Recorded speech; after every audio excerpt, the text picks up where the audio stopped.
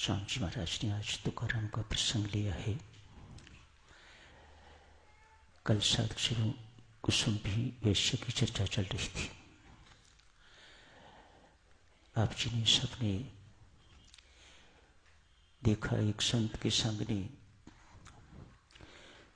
कुसुम्भी का जीवन बदल के रख दिया। कहाँ गंदा घृणित जीवन और कहाँ परमेश्वर ने उसके जीवन को वंदनीय जीवन बना दिया, सफल जीवन बना दिया, जीवन सार्थक कर दिया। उसने अपने जीवन के लक्ष्य को प्राप्त कर लिया। कैसे संत का संग होना चाहिए साधकजनों, एक दृष्टांत के माध्यम से देखें।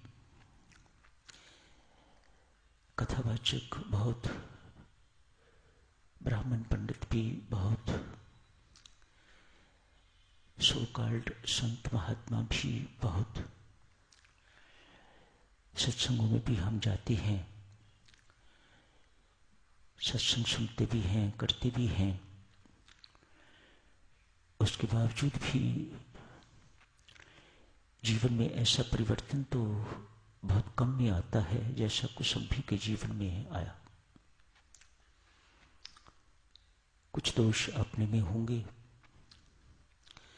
और कुछ मार्गदर्शकों के अंदर भी कमियां जरूर होंगी। आज एक वेश्या है, व्यवसाय बेचारी का, क्या मजबूरियां होंगी ऐसी देवी की जो ऐसा व्यवसाय बनाना पड़ा। परमेश्वर जाने इन बातों को। बहरहाल इस वक्त तो यही दिखाई देता है कि उसके कर्म अच्छे नहीं। चरित्रहीन महिला, लोग देखते ही तो तिरस्कार की भावना मन में आती है। निंदनीय व्यक्ति ऐसे माने जाते हैं। परमेश्वर तो देवियों सबका है, संसार सबका नहीं। संसार तो गिने चुनों का ही हुआ करता है। अपनों के साथ ही संसार का मोह होता है, लेकिन परमात्मा का तो सबके साथ है। उस बेचारे की कमजोरी है ये, उस बेचारे की लाचारी है ये। वह अपने बच्चों से प्रेम किए बिना रह नहीं सकता। जानता भी वही है किन कारणों से, किन मजबूरियों से व्यक्ति कैसा का कैसा बन जाता है।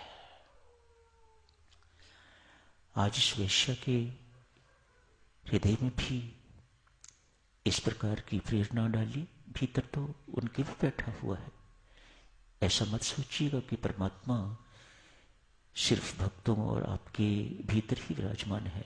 उस वेश्या के भीतर भी, चोर के भीतर भी है, हत्यारे के बीच भी है, जेल में बैठे हुए हैं उनके बीच भी है, तो सबके भीतर विराजमान है। उस अंतर्यामी परमात्मा ने प्रेरणा दी, कुछ अपने कल्याण का भी तो सोच। ये तो पेट पालने की चीजें हैं। कोई हलवाई है तो कोई कसाई है तो कोई सब्जी बेचने वाला है। तूने ऐसा व्यवसाय चुना है, इससे पेट पलने से अतिरिक्त और कुछ नहीं होगा। तेरा लोक भी बिगड़ रहा है, तेरा परलोक भी बिगड़ रहा है। ऐसी सुंदर प्रेरणाएं, शुभ प्रेरणाएं परमात्मा ही डाल सकता है या कोई संत महात्मा। संत महात्माओं से उनका अभी कोई परिचय नहीं है, तो और कोई रह नहीं जाता प्रेरणा देने वाला स्वयं परमात्मा के। वैश्य को आज प्रेरणा दी है, कुछ अपने कल्याण का सोच।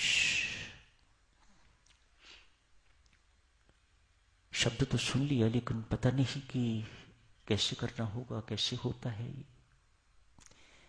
इस राह पर कभी वह चले ही नहीं, जिस मार्ग पर आप कभी गए ही नहीं, उसका बोध कैसे हो सकता है आपको?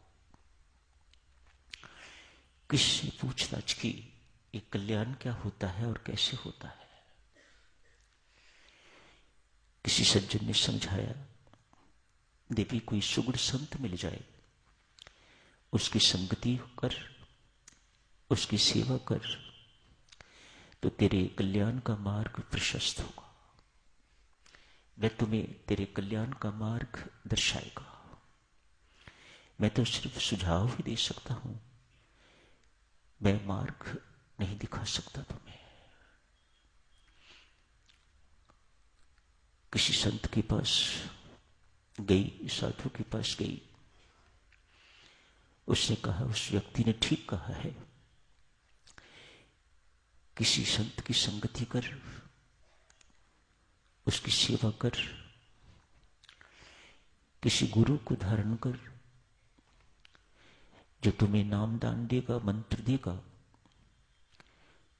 भक्ति करेगी तो तेरा कल्याण होगा।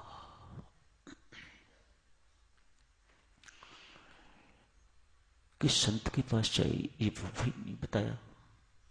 वह भूल गई होगी, मैं कहां जाऊं, किसके पास जाऊं, कौन है गुरु महाराज, कौन होते हैं, उनको इन सब का किसी का पता ही नहीं।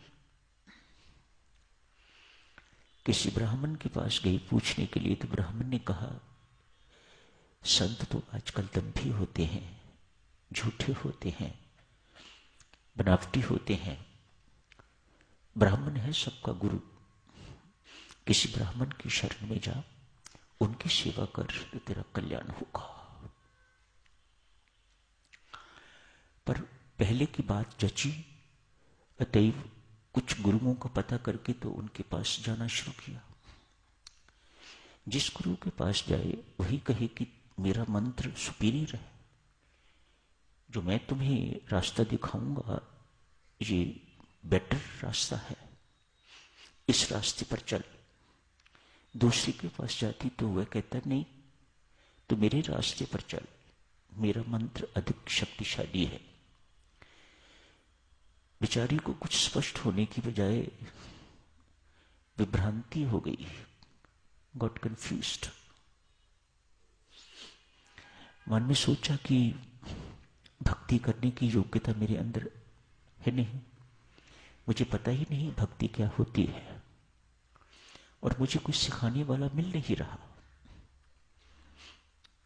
कोई मेरे अपने पाप कर्म होंगे, कोई इस प्रकार से चाहते हुए भी मुझे कोई राह दिखाने वाला, कोई रास्ता दिखाने वाला, कोई मेरी बाह पकड़ने वाला मुझे मिल नहीं रहा।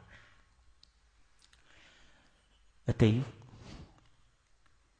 सुना है दान पुण्य करने से कुछ पाप कटते हैं, तो मैं एक भंडारा करती हूं, पैसा मेरे पास बहुत है,